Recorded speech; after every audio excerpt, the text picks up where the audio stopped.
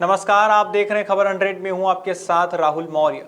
आइए रुख करते हैं इस वक्त की बड़ी खबरों पर, लेकिन उससे पहले एक नजर हेडलाइंस की ओर।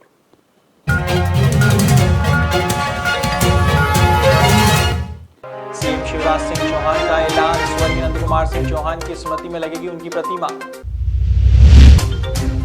बस पलटने से हुई लोगों की मौत, 3 लोगों की मौत से समाज में आक्रोश, समाज के लोगों ने आर्थिक मदद की मांग मांगी। शिव नवरात्रि के पर्व की शुरुआत, पहले दिन बाबा महाकाल का हुआ भव्य श्रृंगार। महाकाल थाना क्षेत्र में हुई चोरी, पुलिस ने आरोपियों को किया गिरफ्तार।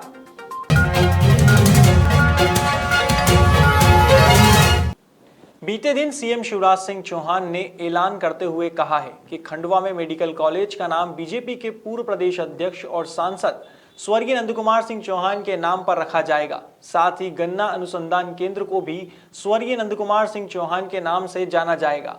इस दौरान मौजूद लोगों को संबोधित करते हुए सीएम शिवराज ने कहा कि स्वर्गीय नंद कुमार सिंह चौहान की स्मृति में शाहपुर में उनकी प्रतिमा भी लगाई जाएगी। सीएम शिवराज की माने तो इसके साथ ही नंदू भैया के नाम पर नगर पालिका का भवन भी होगा।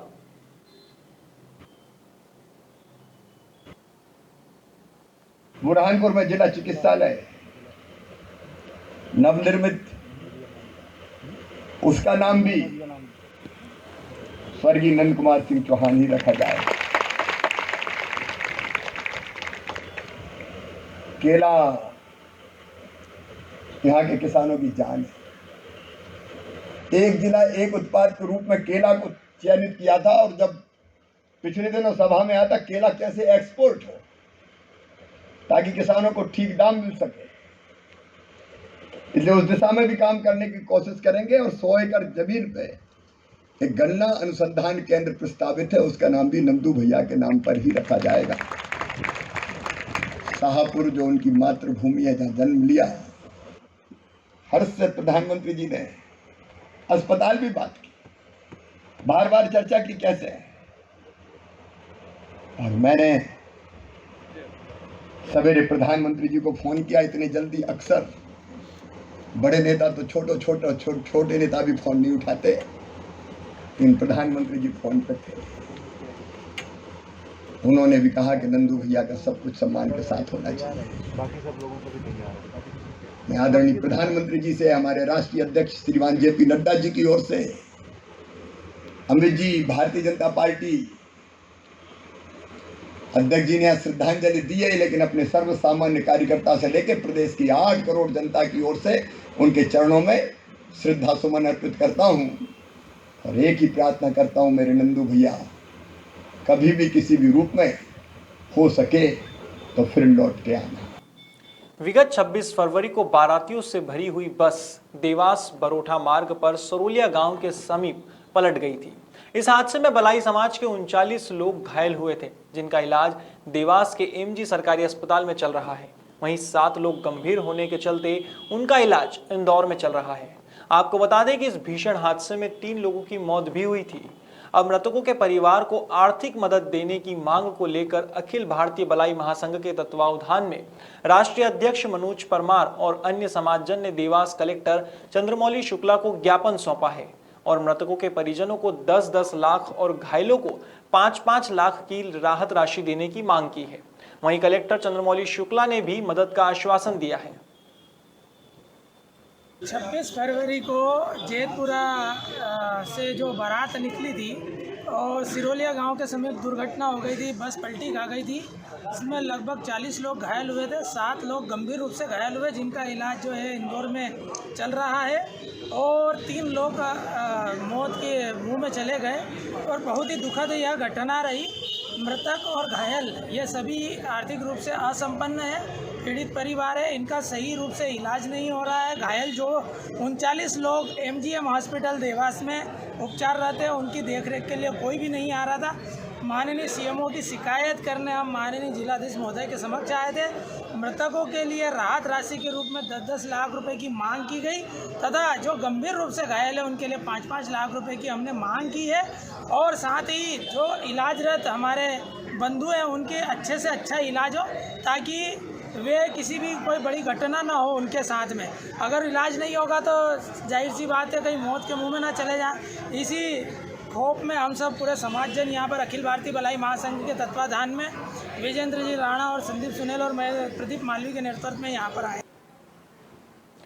3 मार्च से शिव नवरात्रि पर्व की शुरुआत हुई है। विगत दिन शिव नवरात्रि के प्रथम दिवस नैवेद्य कक्ष में भगवान चंद्रमौलेश्वर का पूजन किया गया। इसके बाद कोठी तीर्थ कुंड स्थित कोटेश्वर महादेव पर शिव पंचमी का पूजन और अभिषेक किया गया। साथ ही 11 ब्राह्मणों को 16 और वरुणी प्रदान की गई। वहीं भोग आरती की गई और साथ ही बाबा महाकाल का नवीन नारंगी रंग के वस्त्र अन्य सामग्रियों से भव्य श्रृंगार किया गया। शिव नवरात्रि महोत्सव महापर्व काल बाबा महाकाल के दरबार के अंदर प्रातः काल से ही मंगल गायन चल रहा है। भगवान शिव की विशेष पूजन अर्चन चल रही है। प्रातः काल भगवान महाकाल के दरबार के अंदर रुद्राभिषेक का पाठ किया गया है एवं सायंकाल भगवान महाकाल की पूजन अर्चन के पश्चात आज भगवान निराकार साकार रूप में आए हैं।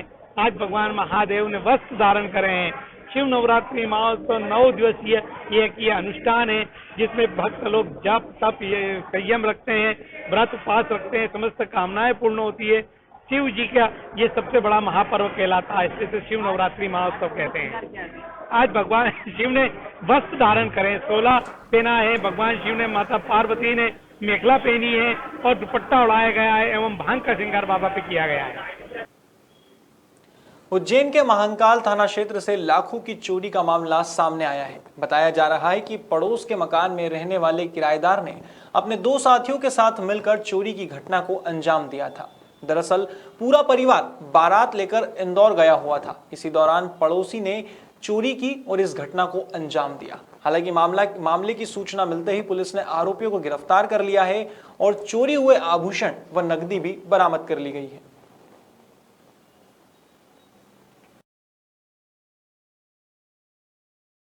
26 फरवरी की रात को थाना महाकाल के अंतर्गत कार्तिक चौक के पास बाड़ी मोहल्ले में एक नकबजनी की घटना हुई थी, जिसमें घर में दरवाजा जो ताला तोड़ करके नकदी सोने चांदी के जेवरात चोरी हुए थे। पुलिस महाकाल थाना के द्वारा इसमें नकबजनी का अपराध पंजीबद्ध किया गया और अज्ञात अपराधियों की पतासाजी की गई। थाना प्रभारी महाकाल श्री अरविंद तोमर और उनकी पूरी टीम के द्वारा इसमें सूचना संकलन के माध्यम से कुछ जो संदिग्ध लोग मिले उनसे पूछताछ की गई। पूछताछ के आधार पर जो पूरा मशरूका है इसमें सोने चांदी के सभी जेवरात, नकदी लगभग 3 लाख के आसपास, मोबाइल पूरा जब्त किया गया है और आरोपियों को गिरफ्तार किया गया है। 3 आरोपियों में से एक का पूर्व का आपराधिक रिकॉर्ड है, 2 आरोपी उसके सहयोगी है। सभी लोगों की इसमें गिरफ्तारी की गई है। फिलहाल खबरों में इतना ही। देश और दुनिया की तमाम खबरों के लिए देखते रहिए खबर 100, जनता की बुलंद आवाज।